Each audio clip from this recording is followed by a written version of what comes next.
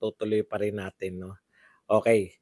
Ako, totoo, nagulat po ako, no? Hindi ko po in-expect na merong mga nagke-claim na sila po ay ano,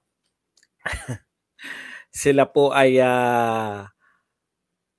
loyalistang vlogger tapos babanatan si Manang Amy Marcos. Marcos 'yun, anak ni Pangulong Marcos. Hindi ko pasensya na, medyo hindi po ako kami po kasi pamilya kami ng ano ng mga loyalista eh. Mga Ilocano kasi ang mga parents ko, no? Yung pong mother ko, loyalista po 'yan. Binabati ko pala nanay ko, "Nay, cool ka lang diyan." Tapos yung father ko po, naku, mahirap na lang magyabang pero ang father ko po ay kamag-anak po ng dating executive secretary ni Marcos. Kaya lang kami yung mahirap na kamag-anak. Alam niyo, yun po ang katotohanan, no? Kaya talagang hindi ko po akalain, no? Ako po yung nagugulat na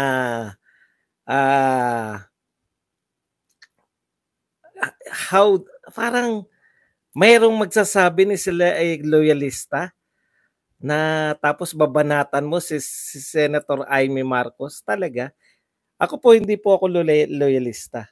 Pero kilala ko, magulang ko po dalawa. Loyalista po yan. Patay na nga lang yung father ko. Hindi ko po kayang maunawaan yun. Duterte ako eh.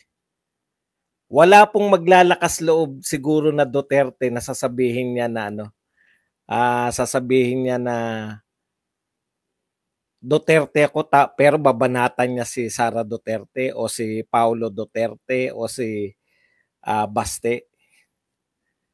Hindi ko po maaarok kung paano po nangyari 'yon na merong babanat kay Senator Amy.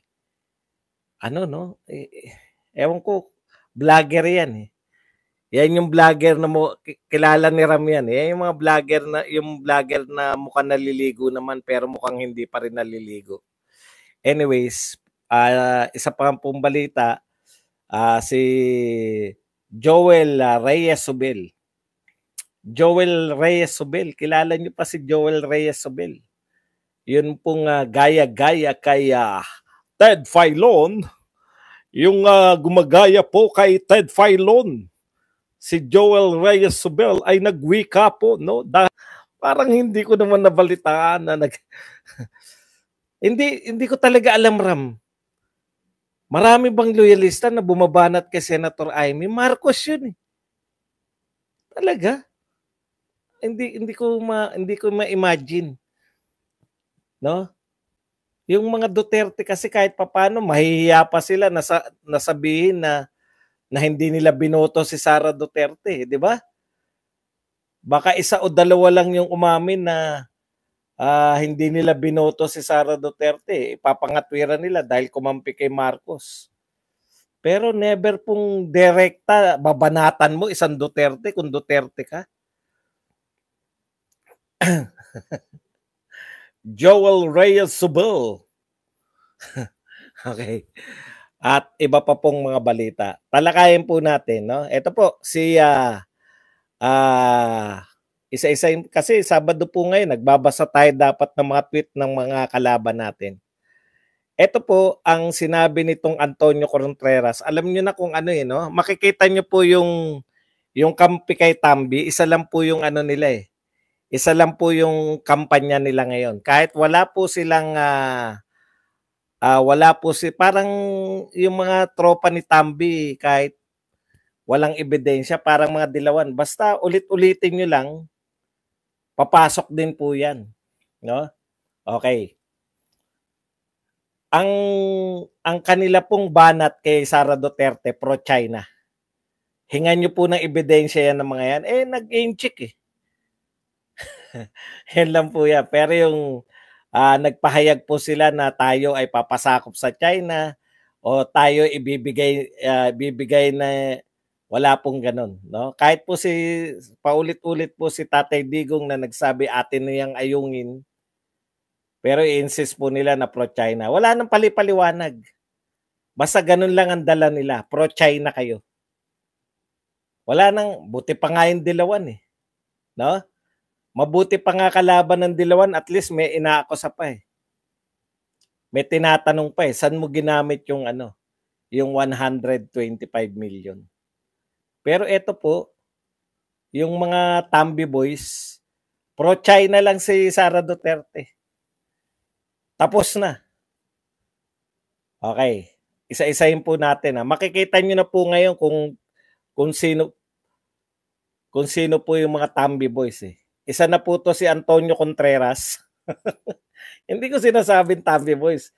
Sabi ko makikita nyo. Pero hindi ko sila akusahan. Bahala na kayo. Basta ganun lang po yun. Simple lang po. Pag nag-pro-China akusahan lang nila si Sara Duterte, pro-China. Wala nang ibang palipaliwanag. Alam nyo, wag nyong bubuhin yung mga tao, no? Ang pagiging presidente po, hindi po yan na pro-China ka, kami pro-US. Bahala yung tao kung sino mamili. Hindi po. No? hindi po ganyan ng presidente. Okay, ito po si Antonio Contreras. The Duterte brand loses and sheds points every time people see images of China harassing our ships in the WPS. Gusto po nilang iugnay talaga eh, no?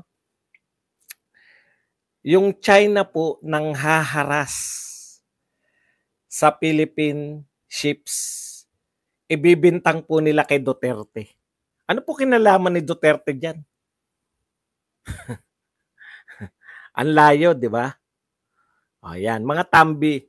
Ganyan po ang galawang Tambi, no? Walang palipaliwanag. Basta nang haras yung ship ng China, bawas points yan kay Duterte. Ha? Talaga? General ba si Duterte ng China?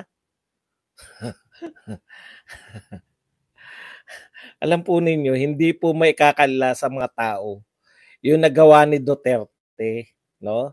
Yang pro-China, pro-US, wala pong kahulugan yan. Basta ang tao ay gutom. Wala yung mga pro-China, Okay. Ito po ang sinabi ni Joel Reyes Sobel. Ang tunay na dahilan kung bakit hindi na tinuloy ang CIF ni Sara Duterte to ay dahil nagprotesta tayo, hindi dahil ayaw daw mapaghati ang bansa, kundi bagsak rating kasi. Kadalasan tayo ay tahimik, walang kibo, pag winawaldas ang kaban at binabawasan ng ating kalayaan. Pero ngayon, tinutulan natin ito. Hindi, no? Kayo po, magtapatan tayo.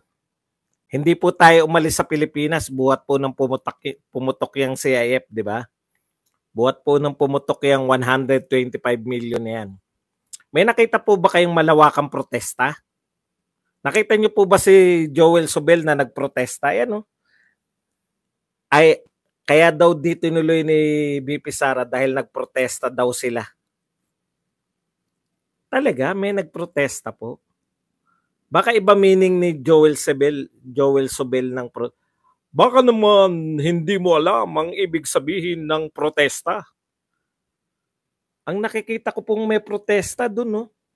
Nakita niyo po, sa Europe ngayon, ang daming mga pro-Palestine protest.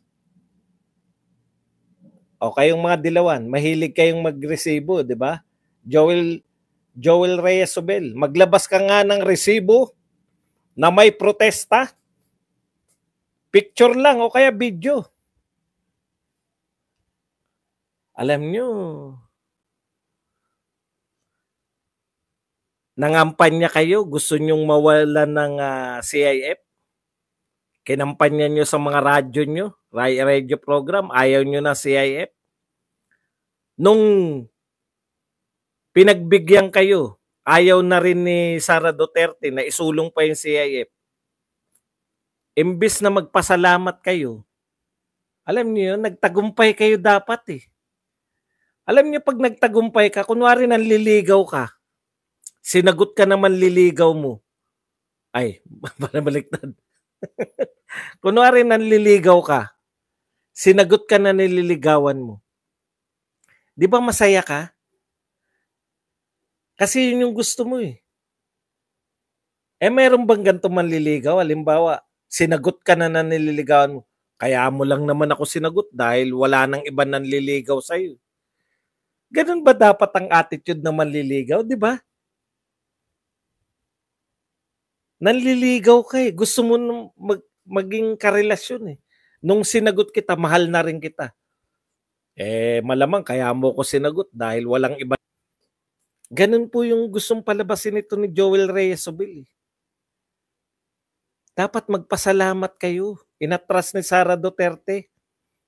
Dahil sa totoo lang po, nagbilangan na nga, 'di ba? May at least siyam na boboto para sa CIF.